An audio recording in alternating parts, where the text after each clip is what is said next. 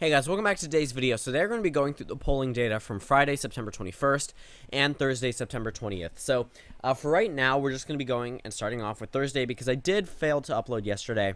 I had a lot of schoolwork, so that had to come first before uploading videos, and I was up till 12 a.m. studying. So I wasn't able to make a video yesterday. So we're just going to go through a couple of the polls from yesterday, not that many, 3 to be exact. And we're also going to be going through some new Texas data that Real Clear Politics has failed to upload on their page. A new poll, the first poll ever in existence amongst Texas polls that shows Beto O'Rourke ahead. And it shows him ahead by 2%. So the Quinnipiac poll got a rating of A-. This new poll got a rating of B+. Public sorry about that. Public policy polling got a rating of B, just a B. Same thing again after that. So they've been pretty much consistent with their data. And overall, there is a lot to see here from Texas. So I know I covered this 9% poll here, but seeing the Democrat possibly lead, even in a singular poll, definitely says a lot. We never saw a point where a Democrat did lead in probably around a decade, to be completely honest with you, from the state of Texas in terms of polling in any statewide elected office. So right now we're going to cover the Thursday, September 20th poll, Friday, September 21st, and then we'll actually go into Texas. So starting off, Pennsylvania governor race, Wagner versus Wolf. So this race is pretty much expected to go towards the Democrats. Wolf is leading by 12%. That's not the worst. It's not the best. Before he was leading by a considerable amount, but you could say that the GOP did improve in terms of numbers, 36, 40, 35, 40, 36. So around the same, 40 or high 30s, whereas Wolf was at 55. I believe this new poll actually may be recent. I believe that one may have been covered in the next day.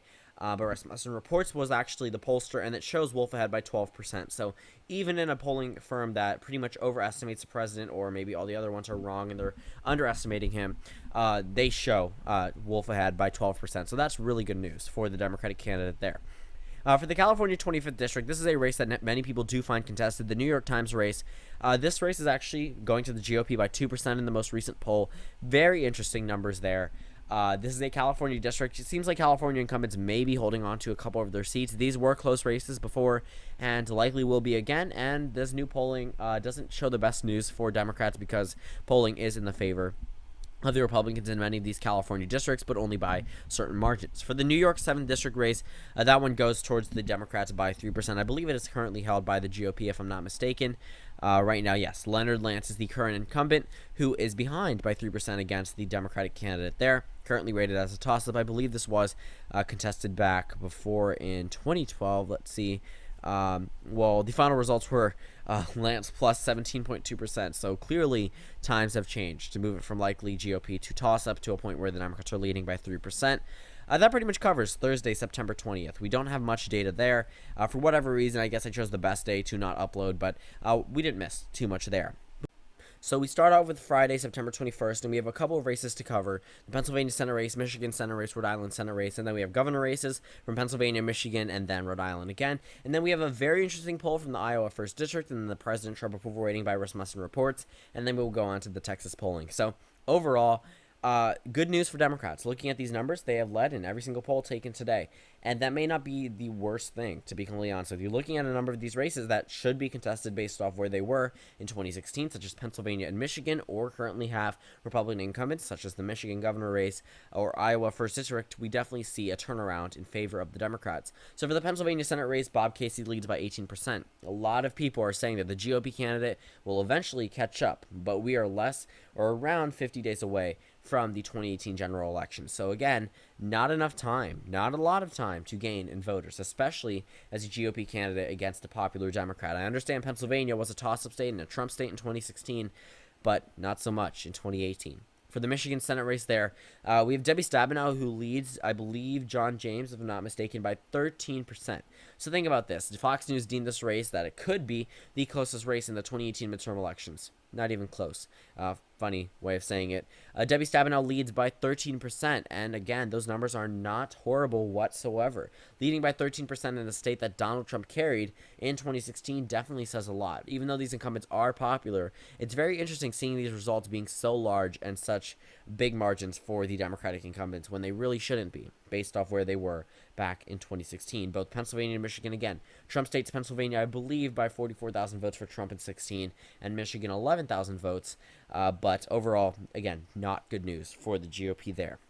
In the Rhode Island Senate race, not a lot either. This is a pretty solid Democratic seat. There isn't really a lot contested here. The Democrat leads by 19%. Again, not much to see there. Whereas compared to the Michigan Senate race, let's go ahead and click on the Michigan Senate race. Well, consistent leads for the Democrats there. Yes, the lead has narrowed down, but also because John James has gained in voters. In terms of the Pennsylvania Senate race, the GOP hasn't really gone up or down. I believe they were at Casey plus 18 before. In fact, this is the largest lead that we've seen. Rasmussen Reports also puts Bob Casey at plus 14, so not the worst numbers there, especially with a polling firm that typically favors the President of the United States. For the governor's race, same thing we're seeing here. Wolf plus 19. Scott Wagner getting 36% of the vote. In the Michigan governor race, Gretchen Whitmer is plus 10 against Bill Schuette. So both of these two races are pretty solid for the Democrats. Pennsylvania more than Michigan, mainly because Michigan has a GOP incumbent governor. Pennsylvania is above that 50% mark because this incumbent is pretty popular. But for the Michigan governor race, there currently is a Republican governor. And he's not too popular, to be completely honest with you. Bill Schuette really shouldn't be this low. And Gretchen Whitmer isn't at her highest point either. At 48%, definitely there is time for improvement for the GOP, but keep in mind, Bill Schuette needs 12.1% more of the vote to win. Whitmer only needs 2.1% more, so a 10% difference in terms of needed votes for a win in this election. But it isn't impossible for the GOP, just very unlikely at this point in time.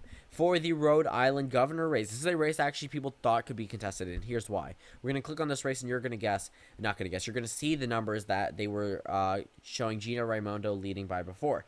And it showed Raimondo ahead, the incumbent Democrat, leading by not a lot. I mean, plus two, and then now plus 7. This has moved over probably into the likely Democratic column, even though it is considered a leaning Democratic state, according to the Real Clear Politics ranking. But a plus 7 victory isn't the worst thing. A plus 2 and a plus 2 for a Democratic incumbent in a Democratic state is bad, but these new numbers are not entirely the worst. In the Iowa 1st District, Blum versus, I have no idea how to pronounce that, the Democrat leads by 15%. So before you say anything, this is a pretty Republican district compared to the others. However, we're going to click on this.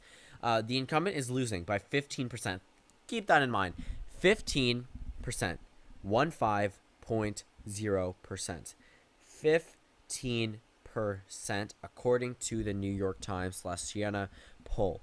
This is insane. This is a congressional district that voted for Donald Trump in 2016, currently has a Republican incumbent, and now showing the Democrat ahead by 15 percentage points, enough to put it into the safe Democratic column. That is pretty considerable. If we look at the past races, it wasn't necessarily the largest lead, but he led by plus 6 and plus 7 and plus 6, whereas now the Democrat leads plus 5 and now plus 15. Let's go back to 2014, the last time there was a quote-unquote Republican wave. He won by 2.4%. So even in a Republican wave year, he didn't necessarily get the best lead. But now, with a plus 15 lead for the Democrat, this seems like this race could actually move into the likely or possibly safe Democratic seat by the end of 2018. So overall, that's very interesting to see those results there from Iowa, a very Republican state from 2016. For Rasmussen Reports, disapprove 50, approve 49. Nothing new there, not in tune with the rest of the polling data. So we're not going to cover this today, polls, because I want to cover them in the next video. But as for yesterday and September 19th, Beto O'Rourke leading by 2%. That is insane. We don't see Democrats leading there, especially in Texas. This is probably the first time a statewide official in terms of the Senate races or governor races actually a Democrat has led in a poll. Plus 2%, not the worst, but also not the best. So if we look at the number of these new polls, even. Cruz plus 3, Cruz plus 4, Cruz plus 3. And that's around what the margin I do expect him to win by. But showing Beto O'Rourke ahead by 2%, that is crazy. I would never expect a Democrat to even possibly poll ahead. I thought even if he did 1, it would be a fluke in polling. But no, he's leading by 2% in a poll from September 19th, 2018. And the poll taken yesterday shows an even margin, and then it shows Cruz plus 3. So this race certainly has decreased from where I thought it was before of Cruz plus 9. But overall, these numbers, good for the GOP because they are retaining the race, but this could be an outlier or it could be showing a new wave of voters in the state of Texas because O'Rourke leading by plus 2 doesn't seem like a lot, but keep in mind, a Democrat leading in a Senate race in the state of Texas. I'm not valuing this poll over any others. It's just very interesting to see this result even possible from the state of Texas because I never thought that I would see Beto O'Rourke lead in any of the polls.